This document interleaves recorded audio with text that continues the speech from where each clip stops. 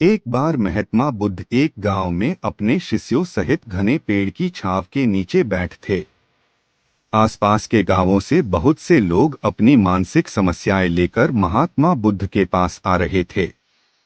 महात्मा बुद्ध उन सब की मानसिक परेशानियों का समाधान देते। सब लोग खुशी खुशी अपनी समस्याओं का समाधान पाकर वहां से लौट रहे थे। वहीं से कुछ दूर बैठा लोगों को बुद्ध के पास जाते देख एक दुखी भिखारी अपने भाग्य को कोसता हुआ यही सोचने लगा कि अभी कुछ देर पहले तो ये लोग दुखी मन से मुंह लटकाए उन महात्मा के पास गए थे, और अब इतना खुश होकर कैसे वापस लौट रहे हैं।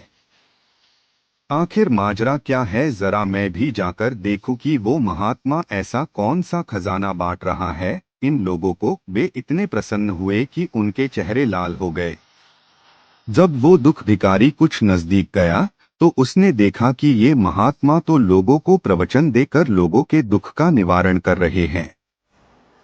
यह देखकर भिखारी के मन में भी तीव्र इच्छा हुई कि क्यों न मैं भी इन महात्मा को अपना दुख बताऊं। मुझे भी अपने दुख का समाधान अवश्य मिलेगा। बस फिर क्या था। समाधान पाने की लालसा लिए भिखारी महात्मा बुद्ध के सामने पहुंचा और हाथ जोड़कर प्रणाम करते हुए बोला, हे महात्मा बुद्ध, मैं भी लोगों की मदद करना चाहता हूं।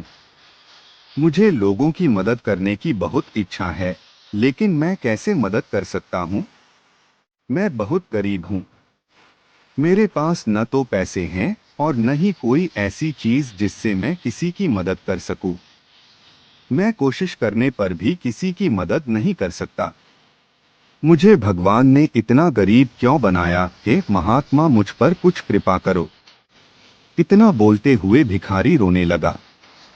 महात्मा बुद्ध बोले, आप बहुत अज्ञानी हैं, क्योंकि आप अभी तक इस भ्रम में जी रहे हो कि तुम्हारे पास कुछ नहीं, जबकि दूसरों को कुछ देने के लिए तुम्हारे पास बहुत कुछ है। तुम बिना धन और वस्तु के भी दूसरों की मदद कर सकते हो। तुम्हारे पास जुबान है जिससे तुम मीठे शब्द बोलकर किसी के दुखी चेहरे पर मुस्कान ला सकते हो। इन्हीं शब्दों की ताकत से तुम किसी के भी टूटते हौसलों को फिर से मजबूत कर सकते हो।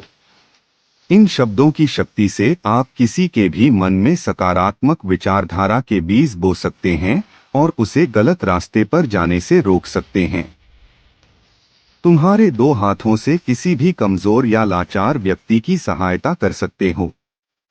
आपके दो आंखें किसी अंधे को रास्ता दिखा सकते हैं। तुम किसी के लिए दुआ कर सकते हो। यह हो सकता है कि उनके बुरे काम फिर से हो जाएं।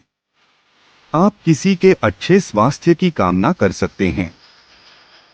लेकिन अज्ञानतावश तुम अब तक इस बात को समझ नहीं पाए और इस भ्रम में अब तक जीते रहे कि तुम्हारे पास मदद करने के लिए कुछ नहीं। किसी की मदद करने के लिए धन और वस्तु का होना अनिवार्य नहीं है। बिना धन और वस्तु के भी हम कई प्रकार से लोगों की मदद कर सकते हैं। महात्मा बुद्ध के ज्ञान से भरे ये सुंदर शब्द सुनकर भिखारी के चेहरे पर मुस्कान आ गई और वह खुशी से झूमता हुआ वहां से चला गया।